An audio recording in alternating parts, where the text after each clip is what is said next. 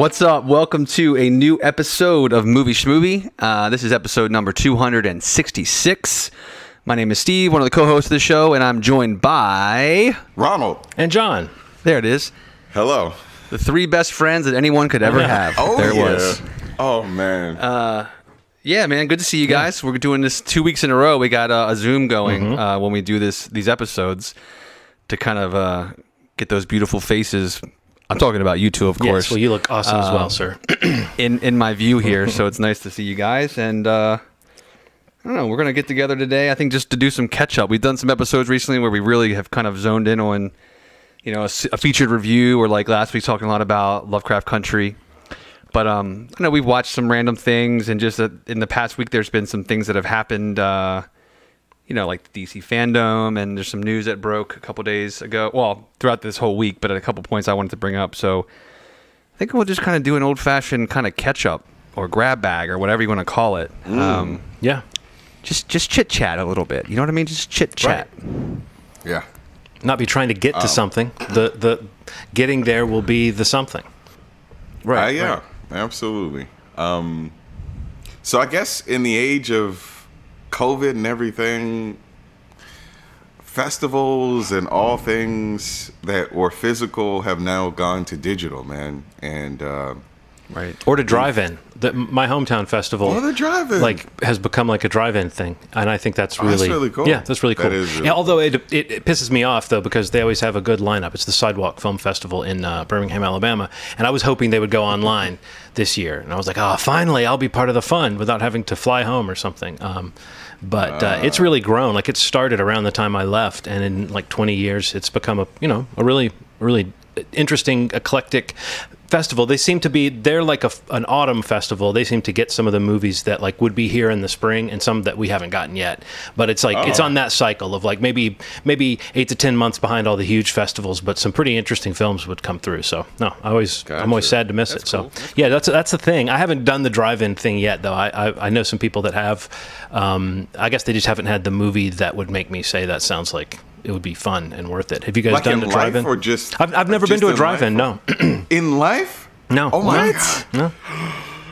Oh man. John. There was a time when I'd hang out with a couple Apple people, and I've done it a couple times. So Tom Weber.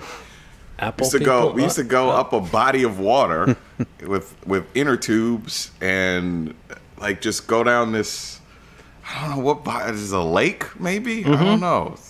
Yeah, and then after that go to Benji's, which was super fun. Although I didn't realize how deep that water was until we were like in the water, and he's like, yeah, somebody like passed away last week from it. I'm like, okay, you should have told me that before we got into this water. But it was amazing. And Benji's, I went a lot when I was a kid, and then as an adult, it just became. When I was little, there was one I used to go up to all the time. I have like vivid memories. This like drive-in experience. It was like, I don't even. To me, it felt weekly, but I'm sure it wasn't, and probably was monthly. I don't know. But up in York, Pennsylvania, they had a really nice drive-in. And my parents only lived like maybe a half hour from there, and we used to go up all the time. And it's just the stereotypical like station wagon, pop the back, you know, drive-in movie thing. And some of the best memories I've had like have been that. And even like, you know, when we had Sydney, like we in that first year, you know, year and a half of like when she was really little, you know, we didn't do a ton of movies, especially together. We'd have date nights here and there. But one time, I know we went for it, and they did like a double thing at Benji's. We went and saw. That's how we saw A Star Is Born. We took Sydney with us, like in her carrier. She like slept the whole time, obviously, because it was like late. Dang. But she's just like sleeping in the car, and we watched. I think it was like Bohemian Rhapsody and Star Is Born and something else. But yeah, that's that's really surprising that you haven't been to a drive-in, John. That seems that seems like something you would like have experienced even in your, you know, youth, or like just your hometown, like even having a drive-in festival. Like that just I mean, you'd think that I That's would have been cool. to one when I was a kid or something, but it just never Yeah. happened. And I can't remember that there was a prominent drive-in the way that Benji's is here. I don't remember Birmingham having one of those, but I might be completely wrong about that. You know how sometimes your parents can just decide that something's not happening, and therefore it's not a part of your childhood. Yeah. So It it's never possible exists, that my parents yes. were just not interested in going to the drive-in, and that's why it never seemed like an option. But now that I think about it, there could have been drive-in movie listings right next to the regular theaters my whole life, but I just thought we're not drive-in people.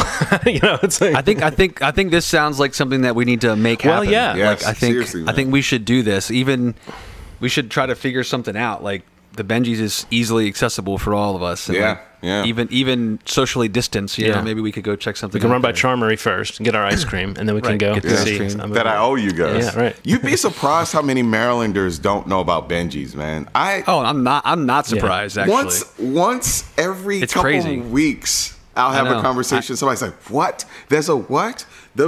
It's so crazy. So yeah, that's definitely. I would love to go. Yeah, we should do that. Yeah, man, that sounds incredible. Yeah. Well, what you were saying, Ronald, go ahead. You were saying in the time of all this before we kind of sidetracked. Oh on yeah, drive-ins. yeah. Yeah, everything's gone to digital. The DNC, the RNC, and Those famous film festivals. Comic-Con. Comic-Con, and then DC Fandome, which was a very random, what seemed like a very random? random event, a random event that was announced around the time of Comic-Con. That Yeah. it really didn't have any shape or anything like that prior to the announcement, so nobody had really known a whole festival devoted to one comic book brand like this that was all online. But So as the all I weeks saw came- was the Batman trailer, or the trailer for The Batman. I should Oh, be clear about what? that. So you guys Oh, should man. talk me through. I saw a lot of people that were enjoying the stuff that was happening at Fandome, but I just didn't happen to be in front of my computer at that time, and it never occurred to me to go back and look. And then when I knew we were doing this episode, I thought, I'll just let my good friends Ronald and Steve talk me through it. So yeah, tell me about Fandome. It seemed like it went well, right? A lot of people seem to enjoy the content. Maybe people are just starved for something, but it seems like they pulled off a good online event. Yeah, I mean, if I could be completely honest, man, like I think it's like one of the best online events that I've ever seen done. The schedule was very clear and online, and they abided by the time. Down to the second, it seemed like sometimes. Like, I'm like, this isn't going to end at 7 o'clock. Oh, 7 o'clock, the Done. next segment Yeah. will go. And it covered everything from DC's TV stuff to some comic book, a little bit of comic book announcements, and their video game properties and movie properties, and some looks into some things that we just didn't know anything about up until this event, which was incredible. Steve, what was your experience? Yeah, I totally agree with you. I mean, like, I feel like going into it, especially like the little bit of some of the Comic-Con at home stuff I watched, which was, you know, it was a good effort, but I felt in general that was a pretty big miss, a pretty underwhelming experience. Like, you just can't recreate that kind of Hall H vibe, kind of that panel vibe. You know, that felt like a lot of Zoom calls kind of going in and out. But yeah, I kind of like was really impressed for the sessions that I kind of got online to check out. You know, just how well produced it was. I feel like they did a really good job at trying to be more precise and making it feel like you are kind of just watching something not in a hall. I mean, like this literal dome that they created that apparently like Jim Lee designed, and like all this stuff that you know, they're trying to make it look like virtually they're in these spaces together in some way. You know, and I just thought it went off really well. I think that they kind of were able to reproduce some of that buzz that comes out of the conventions, that comes out of the panels, that comes out of the Hall H reveals online, basically. Like, it was smart putting a lot of the stuff out online as soon as it aired during the Fandome. Yeah, that was crazy. You know, like, so people that, you know, could immediately just catch on, and it just kind of could trend, or, you know, could go viral or whatever. But yeah, I don't know. I in general, I was really impressed. It was better than I thought it would be, and I was way more interested in some of the properties than I thought I would be coming out of it. I mean, like certain ones, like I knew I was all in on, like the Batman, like, you know, and like Wonder Woman and stuff like that. But, you know, seeing more from the Suicide Squad, you know, little bits here and there about Aquaman 2 and, you know, Black Adam and Shazam. It's just like, you know, there wasn't like tons of information there. There wasn't tons of like huge reveals really. That you could tell like weren't already kind of in the pipeline for a long time, that they just kind of were sitting on for this event. And I think it was smart probably for them to do that. But yeah, coming away from it, it's got to be the most successful attempt at this, I think, since going virtual. And, you know, whether it's a festival or it's, you know, any kind of attempt at this communal experience where like you're just buzzing about information or buzzing about seeing something. You know, I think it was they've got to see it as a really big success. And you know, talking about, we can talk a little more about like what they talked about or what they revealed or whatever, but just as an experience and as a production, I thought they did a really good job, and I was pretty impressed by it for sure. Yeah, it seemed like the key to it was brevity. Like everything was a half an hour, and then the discussions that went a little longer. They made them very exciting. So that was the key. The half an hour increments for the panels was key. They like got in and got out and did it in a way that felt like you got enough information. And they were. You're right. It seemed like they were keeping stuff in the pipeline, but we got to look at a bunch of stuff that we just hadn't seen prior to it, and then some explanation as to how the TV world and the movie world works. And the idea that like there is essentially going to be a multiverse, like the TV version is the TV version, and it's still running concurrently with the movie world. And at some point, sometimes maybe they could go somewhere, but it seems like the priority seems to be in HBO Max, and that's where the connecting tissue is going to be. But there's no disrespect to the Warner Brothers sort of level, and they will be within the multiverse too, which is really cool. I mean, I don't know if I've ever seen something that was handled in a way that it was. I know that it's going to be a little hard for people that are used to the Marvel setting, which is a little like everything's kind of attached to each other. It all is one consistent thing that leads to this big arc. Right. But this is a look into the way that comic books are kind of handled in IRL. I mean, if you want to get into it, the idea that like there could be a Batman comic that is running concurrently with another one. There could be a detective one that's running the same way that a nostalgic one. How do you feel about that? I mean, in the comics, that kind of stuff only matters when they want to do some big event or make some big change, and then they sort of have to sort of reveal how certain at least this is how they did it when I used to read them, that they would occasionally have something that would have a ripple effect where every Batman comic would show, Commissioner Gordon is dead, and it's like, okay, then you realize, well, these are all part of the same world, or there'd be a crossover, and you'd realize these were all actually happening at the same time. But sometimes it would be explicitly an alternate world or a different reality or a different timeline or something, and you would know that. And I think in DC especially, there were multiple versions of characters that they've at different times tried to clean up the universe and winnow it down to one or two worlds so that it's not so confusing. But then they just start expanding it again. And so I think it is interesting that the movies in both Marvel and DC right now seem to be dipping into alternate versions. I mean, Spider-Man Into the Spider-Verse was totally, Marvel's kind of first stab at the multiverse in their movies, and then the Doctor Strange movie that's being made right now has multiverse in the title, Multiverse of Madness, I think, right?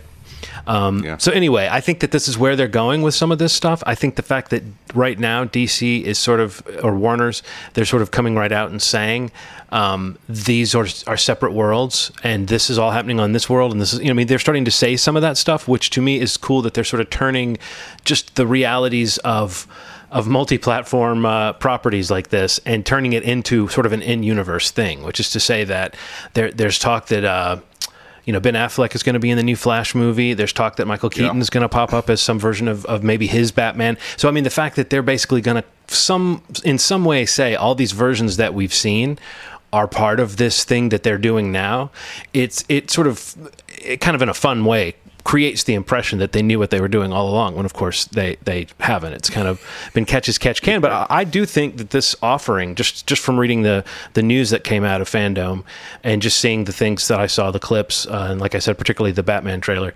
I don't know, it does seem like DC has kind of found its footing in a lot of ways. Like, we used to have this conversation about what are they doing and why are they doing it this way, and why are these the movies that they're making in this style, and now it seems like they've opened that up to the point where there's room for Zack Snyder's version that's going to come out on HBO Max next year, and there's going to be another Batman movie, and there's going to be Ben Affleck in another movie. Yeah. I mean, there's just all this stuff that they're doing at once, and by saying, oh yeah, this is also something where in our world there are multiple worlds. I don't know, that just to me seems it seems clever, and it seems like like they are finally doing their own thing. Absolutely. I think after you look at like their attempt at what they did with the Snyder films and, like, you know, I guess the first iterations of like those character releases, like with Justice League build up and whatnot, but like we talked about it a lot back on the podcast when those were coming out, but it just seems like they did realize, or hopefully they realized, that like they tried to do the Marvel thing and it just did not work. It backfired. You know, you tried to kind of oversee it to the point of creating movies that were never, maybe in cases like we've heard from Ayer and Snyder, like, were not movies that the filmmakers made, you know, or they wanted to make, or whatever the case may have been. They were trying to make these movies a certain way to kind of try that Marvel formula, right. And it didn't work for them in many, many ways. And it is kind of a good move, I think, for them just to say, you know, we're going to make these things that may have nothing to do with one another, and maybe they do, and maybe they exist in the same, you know, multiverse or whatever case may be. But, you know, their success they found with Joker, and like, you know, they got to continue. They have to continue success where they found it. Mm-hmm. So, you know, the Aquaman, the Wonder Woman, Joker, you know, whatever happens with that. And they have to find it where it failed. So, you know, what they're doing with retrying the Suicide Squad with James Gunn. And, you know, Shazam is kind of like a middle of the pack kind of hit / fan, you know, fans really like that movie, and I did. Yeah. So I think it's important that they kind of try to actually do what you just described, John, and not try to change course once they actually get into it. You know what I mean? Like, I just think that that's the key for them, is just to continue success where they had it and find it where it failed. And I think it sounds like that's what they're doing. Yeah. You know, like with what Reeves is doing, you know, mentioning the HBO Max show that the Gotham Year One. That's going to be a tie-in with this movie. Or the Gotham PD, whatever it's going to be called. Like, that's all good stuff, man. Like, that's all really smart. Sounds good. It keeps people satiated. Like, it's just really smart, and hopefully it all works out. So, but there's a rumor that Michael Keaton's Batman is supposed to be like the Nick Fury of the middle of the multiverse, which I think is really cool. The idea that he's coming in and maybe guiding some of this stuff, because I understand that like it's not going to be on the same path of Marvel, but there's going to be some connective tissue between some of the movies and some of the shows, and to know that there might be some stable elements in between those is, I think it's nuts, man. It's really cool. So, speaking of the Matt Reeves thing, what did you guys think of the trailer for The Batman? I mean, I thought it was great. I mean, I kind of can't believe that they managed to get like some sort of teaser together like that when reportedly they've only shot a quarter of the movie. Right. But it somehow seems to have captured the tone from everything I've read about it, and even as he described it, which I loved listening to him talk about this movie. Me too. If you didn't see his little panel, John, I'd recommend watching it. I know we're all fans of his, and like, just the way he described the approach to Gotham and just his approach to this movie, it's just like it hits the mark for, I think, all of what we're looking for. You know, with another chance at doing a Batman movie, it does feel like something that may, you know, maybe something wholly different, which would be really cool. And yeah, the trailer, I think, just shows, you know, he mentioned a lot of things during there about like, you know, like Chinatown and the French Connection, a lot of like 70s noir detective thrillers. And, you know, that definitely comes off in this little teaser. I mean, it even gives me like Fincher vibes, like just the way it's shot and the way it looks. Mm-hmm. And yeah, I don't know. I just love the idea of like Detective Batman, that whole portion of the story, and this, you know, the vibe of there, you know, being like a serial killer in Gotham, and how like that just seems yeah, I don't know, not the word exciting is good. I'm not excited about a series, but just in terms of the story, Yeah. you know, we're not seeing like you know, costumed villains, you know, we're not seeing these things, you know, and I'm not going to say like, you know, the gritty Gotham or like, you know, whatever you want to, whatever the dark and grim Snyder movies. It's the Nolan. It's none of that stuff. It just seems different. It seems a little more simple in ways and not as like polished as the Nolan Batman films, and definitely not as dark as the Snyder stuff. But it feels grim, I guess. You know, it feels like whatever the Riddler has going on, and you know these early origins of the Riddler and the Penguin and Catwoman, like it just all looks cool. I can't believe it's only 25% of the movie that they managed to kind of get that tone out in a teaser. Yeah. And if that sticks, I'm really excited to see it. Very excited to see it.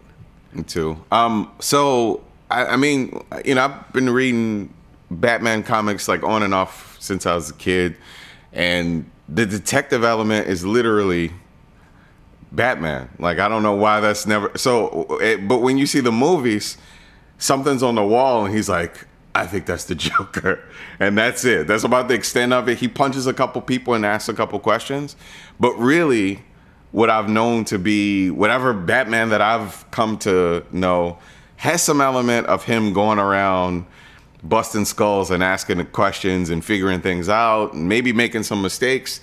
Matt Reeves pointing out that this is the rough Batman before he creates some barriers when it comes to who he is as a person, and maybe he may go a little overboard, and he has the self-control that we kind of have come to know him to have in the movies. He doesn't seem to have even in the trailer. Well, I have a little bit of an issue with that. People always talk about Batman not killing, and I agree that the whole system of who Batman is breaks down if he's just a cold-blooded killer.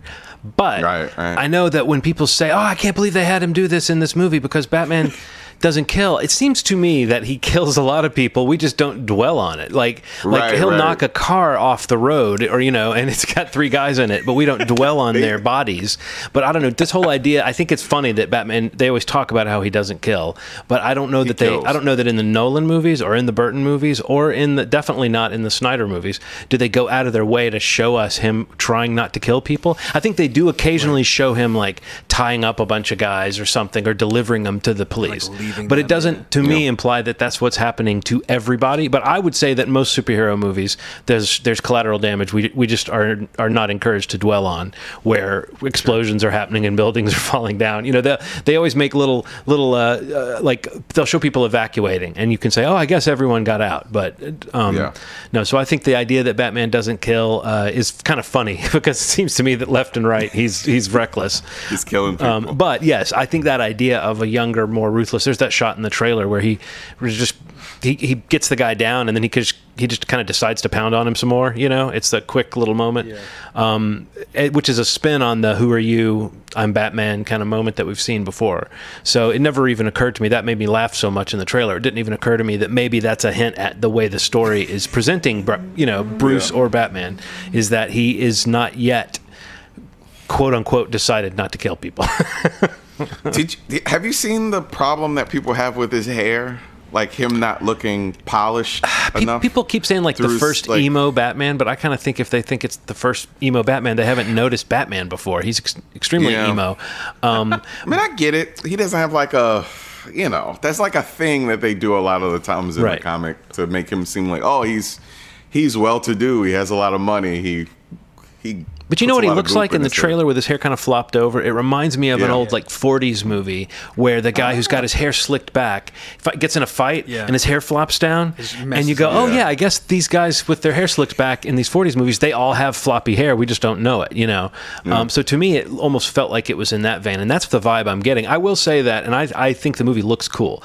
If I have a complaint, it's not even really a complaint. It's just a statement. I don't know that I need it to be literally that dark looking, but that may be the footage that they have. But for me, that look feels very kind of claustrophobic and weird. And if the whole movie's like that and it's cool, fine.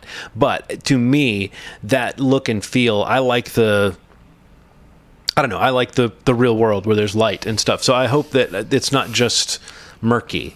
But for the purpose Yeah. of the trailer, the way Batman moves through the shadows and he kind of seems, I don't know, it seems like it's really a good way to introduce some of the scenes, is to show it in this kind of, it just makes me feel like the movie's going to have a feel and the scenes are going to have a look to them. And that I'm excited about. And also Matt Reeves just seemed like, he's that type of director. I just don't think he would waste his shot at something big like this. Agreed.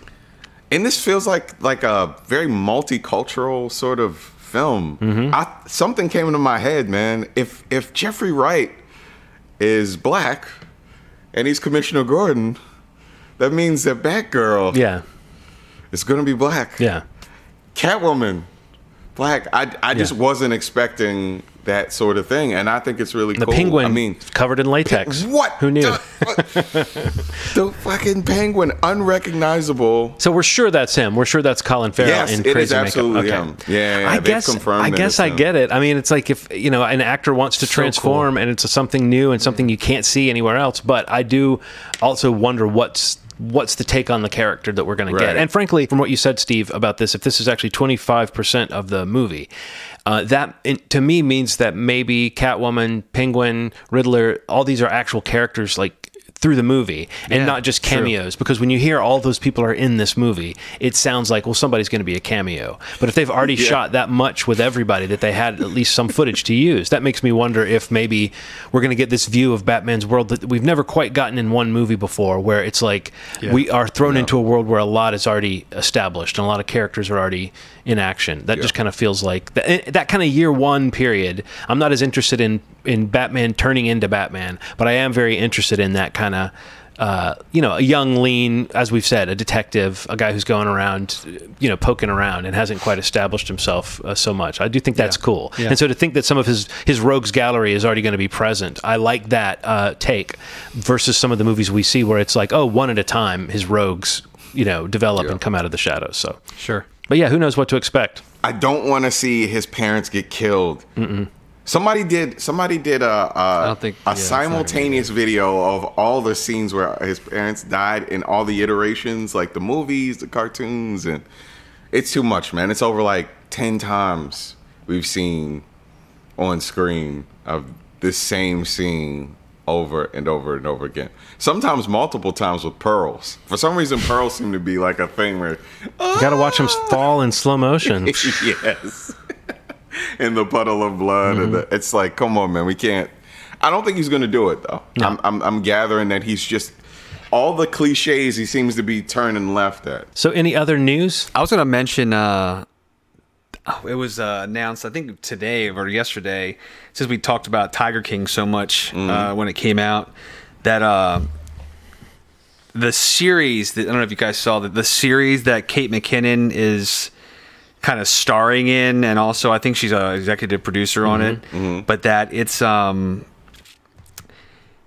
getting this kind of like unique, I don't even know that it's been done before, but NBC Universal basically announced that they're doing a straight to series order for this limited series, but that it's not just coming, to NBC or Peacock or USA, which they own all of, but that apparently it's going to be like a simultaneous rollout across those three platforms.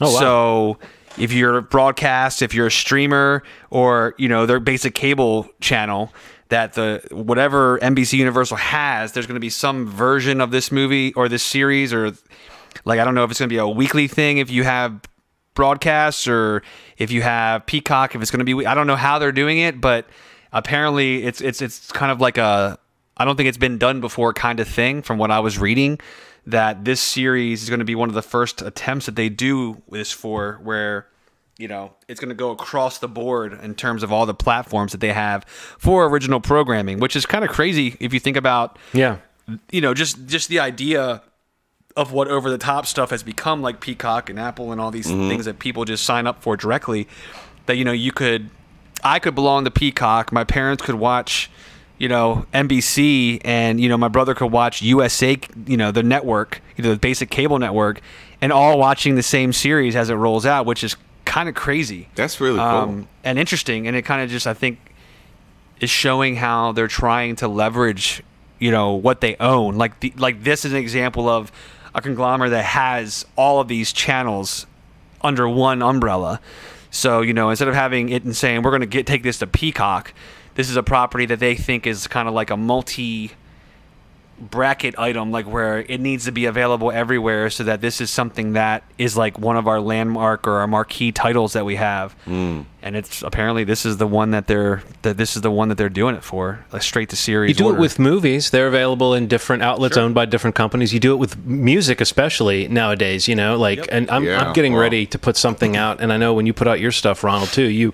It's like Amazon, Google Play, Apple, Spotify. It's all in, you know, theoretically. I know I have subscriptions to a couple of those, you know what I mean? And I'm not like a loyalist of any one of them necessarily. So yeah, that idea that it should be available in different places, I mean, it's a no-brainer, even though it does seem like it kind of flies in the face of what we think a streaming service or a channel or a whatever network wants to do, which is say, here's the reason you come to us. But I mean, I was talking about this just recently with Peacock about how you would assume that all the stuff that NBC has aired would be headed for Peacock, but of course there are different studios involved sometimes, and they may have their own outlet at some point. So that idea of networks versus studios has always been kind of an interesting one, like that networks will produce stuff that is not necessarily their show, and vice versa. So yeah, this just seems, I mean, it makes perfect sense, but it is an odd thing. And it reminds me that series did sound kind of interesting, and I still wonder kind of tonally what it's going to be. Is this going to be Kate McKinnon really amping up the comedy of that scenario, or is she going to be doing something a little bit more, you know, I don't know, nuanced might be the word, but I'm curious about that. I'm also curious how much we're going to give a shit about Carol Baskin by the time this show comes out, but maybe it'll be great, you know, maybe it'll be super funny, and that'll be the thing. She tends to chime in on random things, so I feel like she's going to stay relevant until then, just off of the strength of her commenting on random things with any animal involved. Right. She comments on it, so. Yeah. It'll be interesting. It's an interesting news item, just a kind of a first. So we'll see what that looks like. Yeah.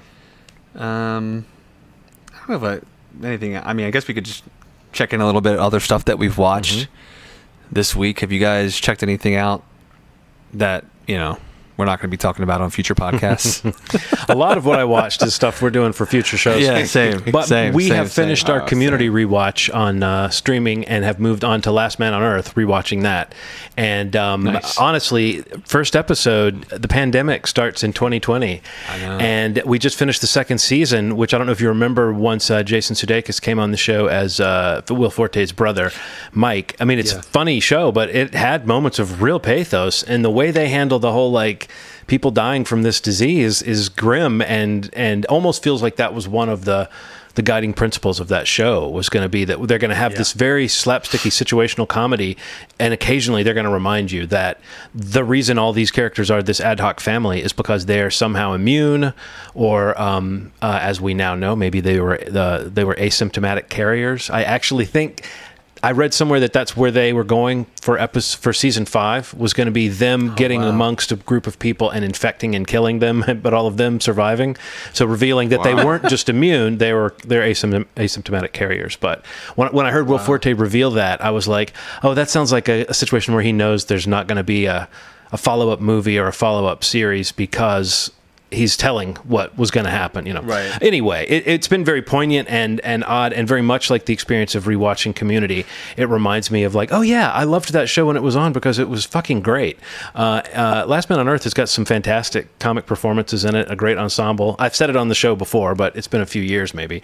But so that's been a fun thing, and it's been fun with Henry now rewatching. You know, there's a lot of sex comedy on that show, and he was a little too young for it the first time around. So now that he's able to kind of laugh at those jokes, you know, it's been, I mean, fucking Will Forte is hilarious as that character. I know there are people that didn't like that show because they couldn't take him and they didn't like him, you know, too much. He's such a weasel, but all of his little nervous tics are so funny. Will Forte is just one of those guys who goes for the funny. Mm-hmm. I watched like the first season. Yeah. And I need to catch up. Well, it's all over Hulu. Okay, yeah, I'll check it out. How you feel about him being in MacGruber? Well, I think him, whatever he wants to do at this point, like, that's the show he gets to make right now. I have a feeling it's going to be some funny stuff. So, you know, I don't think they would come back to it if they didn't have a concept. So, he's a guy who I sort of trust the created by Will Forte label Yeah, he's so funny. I watched a little Brockmire. I'm like 2 episodes from finishing it. The last season was not funny to me for the first like 2 or 3 episodes. I thought that I was gonna basically like turn it off, but it found its pacing after a while. Like, I know this was the season that Hank kind of felt like nobody was watching. But I think Brockmire is a really, really good show that has no audience, it seems like. But it's so funny. It's so fucking funny. Like, it has a pace to it and a heart to it that I just it's no Ted Lasso. I'll tell you what. This is true. Yo, this is true. You want to make me cry? I know, right? Yeah, speaking of Jason Sudeikis, yeah, great. Oh God, man. Love it. What? Like, this show has snuck up on me and become one of my favorite shows. They said it got renewed. I do see it got renewed for a second season, and then it was like their highest watched. I don't know if it was comedy or one of the highest watched original series or something on Apple. It's one TV. of the first shows I've heard people talking about in a while, honestly, on that service. So, but also, yeah, what you said is so true, Steve. It's just a burst of positive energy, and it's interesting watching Jason Sudeikis on Last Man on Earth around the same time, and just realizing like that kind of affability is something he does really well, and he can kind of just hold an expression and have this expression of like total sincerity, and it does kind of on Ted Lasso, it does kind of melt your heart at the same time as he's like silly. He's not quite like Pee Wee Herman or Mr. Bean or somebody like that, but he is a little bit of like an outsized character in a world that's, you know what I mean? That's he hums at a different frequency from the people around him, and I do think it's great for him to find that kind of vehicle for his comedy, which I've always loved. But it's always been that kind of, he's an upbeat guy. Somehow that's his shtick. That's totally it. Yeah, no, I love that show. Did either of you watch Project Power? Yes. Oh, man. How is it? I liked it, man. So did I. I liked it. It's fine. I'm not gonna lie to you. It's a fun. You're in a safe space. It's not great, but I kind of watched it. I watched it knowing nothing. Literally, I didn't even watch the trailer. I watched it knowing nothing about it, and I was like, honestly, this is like a standard action movie, slightly above average. Like, well, let me say, I don't want to say above average. I say it's slightly above average. It is, man. And it's like a lot of this is one of their action films, like, you know, even like with some of the ones they've done, like Extraction, even The Old Guard, which I liked. Like, they're kind of getting to a point where like a lot of these movies feel like they could be in theater. Like, what I mean? Like, they're at a quality level where these feel more like kind of middle of the road. They're fun. They're kind of simple, silly at times, but like they're kind of standard theatrical action movies. And you know, the past few that I've watched on Netflix, like, again, I liked Extraction, Old Guard, and what about Bright? How is Bright holding up?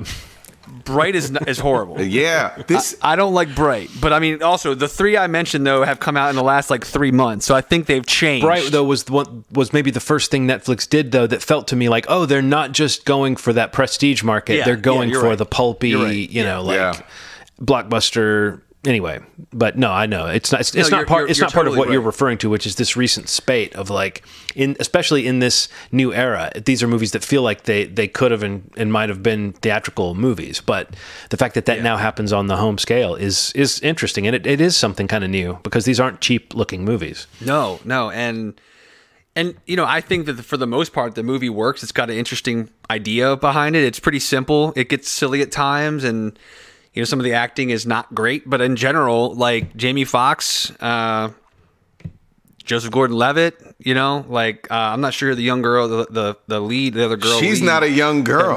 That's the weird part. How old is she? She's like 30. How old is she? She's 30 something. Wow. She plays a 16-year-old. She plays like plays like a teenager. You watched right? The Deuce, right? Yeah. She was a prostitute in The Deuce, man. Oh, I can't say I remember that. I mean, I'm sure I know if I saw her. When you see her on the Deuce, you'll know her exact. But she's very young looking. She looks super young. Whoever she was, I thought she was really good. She's 31 or 32.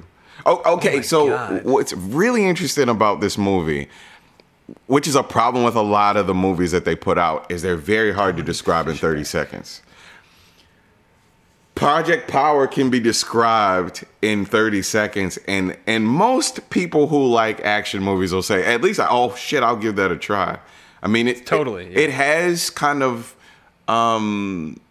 pieces of like a superhero movie, and it seems accessible. Like if you had the ability to do this, would you do it?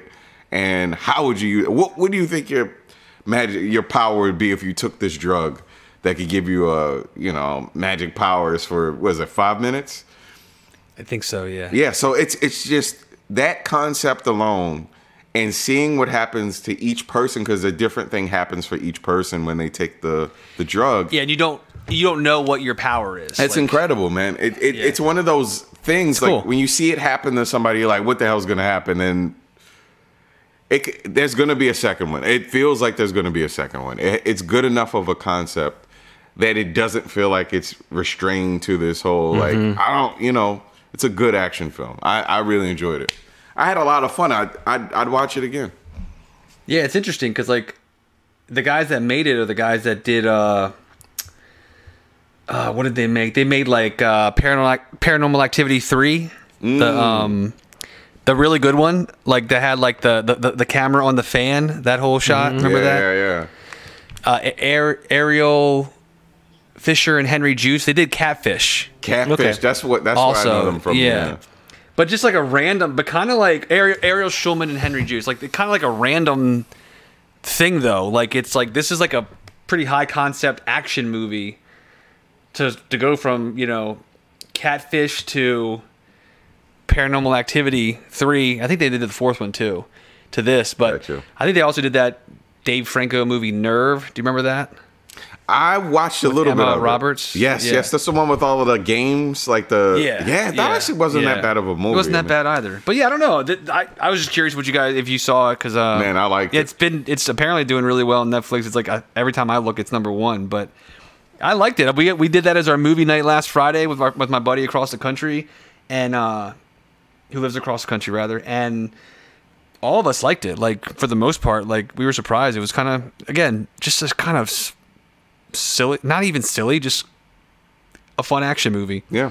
The other thing I wanted to mention that I watched this week, and I'm gonna be honest, like it's probably one of my favorite movies of the year, and I just kind of watched it passively. I remember hearing about it when it won the documentary prize at Sundance, but Apple TV Plus released Boys State, which is a documentary that came out last Friday. Again, it won the documentary Grand Jury Prize earlier this year when movies were still showing at film festivals at Sundance.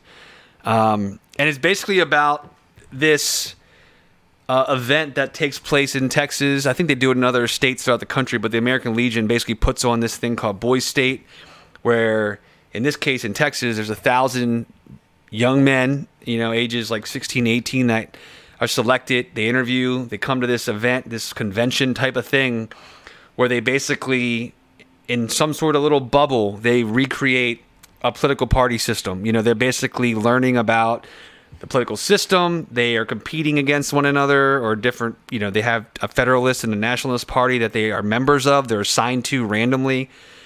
And they kind of learn about and manipulate and recreate and participate in this mock scenario of the political system and what campaigning is and the seats that city council has and local government, state government.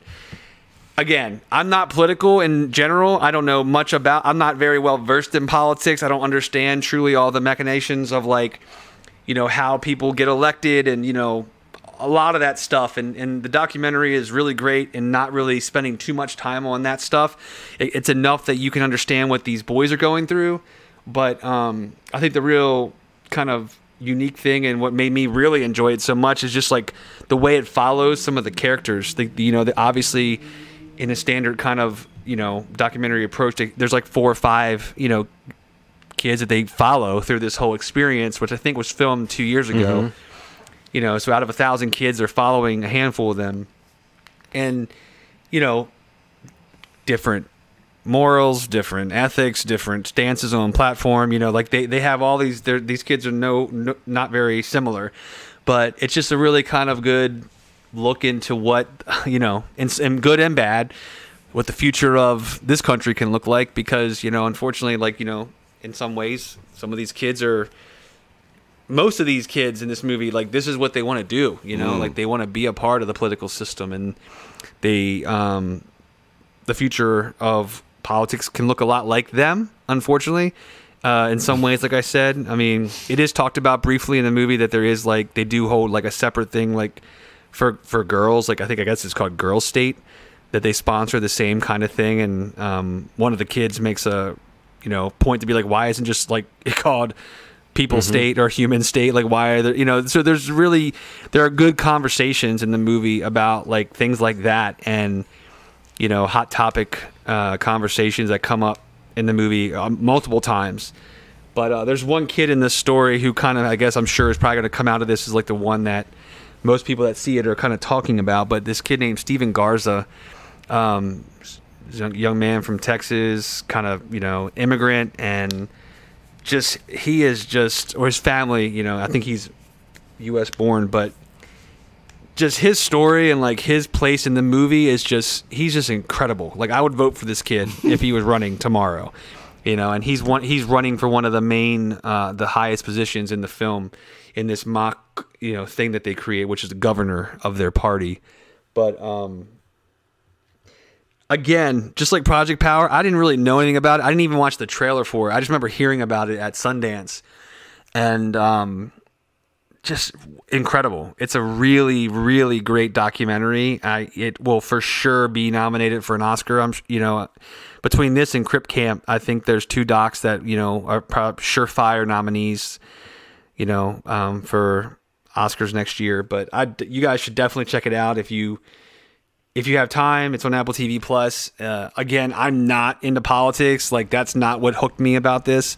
Just the idea of these people just being in this scenario where you kind of watch how spineless people can be. Even when they know what they're doing is wrong. And that's what's kind of unfortunate and it's kind of scary in some ways. But then you see people like Steven Garza, from my perspective, the kid who is the hope that I look for the future that my daughter grows up in, kids like that. I'm hopefully that person finds a voice and a way to be the person that has that voice for a state, for a city council, for a country, whatever it is. But yeah, Apple TV Plus, Boys State, and again, it's probably one of my favorite movies of the year. Oh, it sounds cool. I remember seeing that when I was on there flipping around. But yeah, you definitely check it out. Apple TV Plus, man. I think whoever this board of people that pick the content, man, I don't know what they're going for the jugular, man. They're competing on a level that choices of content. I think I've only watched one thing on there that I felt was not good. Did you see C yet? I haven't watched it yet. See what? C. SEE. No. You remember Momoa you talking about it? Yeah, I need to give it some time. I haven't watched that. Which one did you feel was? The only one I didn't like was the reboot of Amazing Stories. Oh, I thought that was man. What a missed opportunity that was. Yeah, absolutely, God, man. Wow. What a did. I mean, as much as we've talked about anthology shows and how fun they can be, and the Twilight Zone reboot and different things, it seems strange that Apple TV plus Spielberg, his production arm, that they wouldn't be able to put together something really special. But yeah, it was just, even when they released a trailer, it was just there wasn't anything that grabbed me. It didn't even seem kind of fun and campy and pulpy like I might have thought it would have been. It's weird, man. They missed it on a real level. I trust your guys' opinion. So, when you told me you saw it and your face hadn't really changed, I'm like, oh, that's not a good sign. Your tone of your voice was weird. I was like, oh, that's watch. I'm like, this is no. But we finally got we just got a Fire Stick, which I hooked up down here, and so Apple TV Plus was on the television for the first time. Prior to this, I've just been watching it on my computer. So Nikki watched season 1 of Morning Show last weekend, and kind of watching that out of the corner of my eye while she watched it. I gotta say, I think I liked it more than I realized. Like the first time through, I was I was a little bit like, I don't know, I'm not a fan of that kind of Aaron Sorkin sort of this show deals with Fast issues talking. kind of thing. And I feel like I thought the show was a little bit in love with itself maybe the first time I watched it. But I enjoyed it. I just remember thinking the show isn't as smart as it thinks it is. But the second time through, I think I really zoned in on like what they were doing with the arc of the season, and I was really able to appreciate some of the stuff they were setting up in advance of what I think is the 8th episode of the season that is just devastating and makes everything else, puts everything else in context. I think it's as is often the case with something, the second viewing is when you go, oh, you know what, that actually was handled better than I thought, and of course the acting is just fantastic. And honestly, watching Nikki learn like Billy Crudup's character Corey, like what he's going to be like, and even Mark Duplass as Chip, and of course Jennifer Aniston and Reese Witherspoon. I think she really liked Reese Witherspoon's character from the jump, and that was something that I was like, oh yeah, I forgot. This is the kind of show where you can kind of root for different people, and everyone's kind of at odds in an interesting way. So I'm really interested to see what they do with the second season of that, because it could go in so many different directions. You could say they've kind of... There's going to be a second season? I think so. After all that devastation? Right. I mean, it can't just be a show about a morning show after all that, but I do think they have to move beyond the Mitch Kessler character for the show to work. Like, I think that Steve Carell was great at playing that kind of... twisting his sort of Michael Scott character into somebody who you can't root for and who you can't find the heart inside them, and yet still playing a human being. That was the thing that was really impressive to me about Steve Carell's performance, is that it was loathsome, but you did think, oh, I am kind of seeing behind closed doors what one of these narcissists acts like when the House of Cards comes crashing down. So I enjoyed it the first time through, but I honestly, this time watching Nikki watch it, I was like, oh yeah, it's not just that it's kind of soapy and addictive. It was just an exceedingly well made show. So. Yeah, absolutely. A lot of those shows, man, the money's on the screen. Like, you don't feel like sometimes you'll hear there's something that has a crazy budget and you're like, well, where's the money? Like, you feel like the production value of that show, and every other one I've seen has been out of this world, man. It's to me the only thing that's competing with HBO content. It just feels and looks. All the money is there, all the acting is there. Like, I just feel it. It's just, I don't know. It's kind of cool. It's kind of cool that there's an option that feels like it's on the same level as like HBO, or getting there. Let's say getting there. Yeah. Yeah. Cool. Well, that's all I got. Same. Movieschmovie.com. You can find all of our past episodes there. You can subscribe on really any podcast platform. And if you're on Apple Podcasts, Ronald was notating in our group chat that he noticed that we had like 34, 35 reviews. It's embarrassing. But he was shocked that it was that many. I thought it was like 10, 15. It's like 10, yeah. So like we managed to be reminded that we have far too little, but also, Ronald was pleasantly surprised. So it's kind of like a wash. No, I'm with Ronald in that I remember when we had like 5 or 6 for a long time. Yeah. So that I'm impressed that we have 34. But what I am thinking of in terms of the embarrassment is just that we've been doing this for a long time, and I know that there's sort of a threshold number under which you don't really get the benefit of them, which is like you're all the time hearing about these ways to like fool the algorithm or whatever. So I would say if you're out there listening and you haven't left us a review, then you are missing a chance to see what happens when the algorithm finds out about Movie Schmovie. Like, what would the sky's the limit, right? If we get in good with the algorithm, if the three of us, there's nothing we can't do. It's all about who you know, and we do not know the algorithm yet. Yeah, the algorithm is not answering our calls. The algorithm calls you. Right. So leave a review. Just be nice. Just do that if you don't mind. Yeah. And Facebook.com/movieschmovie. Let us know if you were able to check out Boy State. I'm curious if anybody else has watched it personally. I don't see many people talking about it, but if you sound interesting, check it out. Let us know what you thought of it. And any other thing that we talked about from DC, anything that you wanted to bring up on any of these, comment, let us know from that panel, or from that convention. We can go from there. But next week, just a little. Can we tease a little bit what we're going to do next week? Can we just?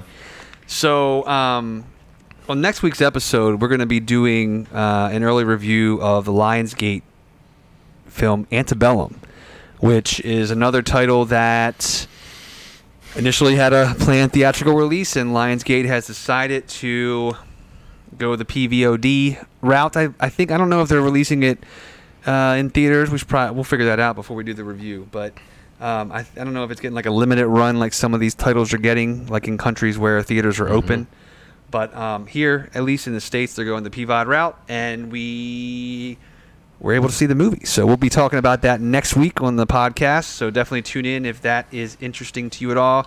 That's the Jordan Peele produced, Janelle Monáe starring, kind of like, I guess, horror thriller type drama. Yeah. Horror thriller. We'll talk more about that. Yeah, we'll talk more about that next week. But so yeah, we're excited for that episode. So definitely tune in next week when we talk about that. And that's all for this episode. And as always, you have made our day. Thanks. Bye.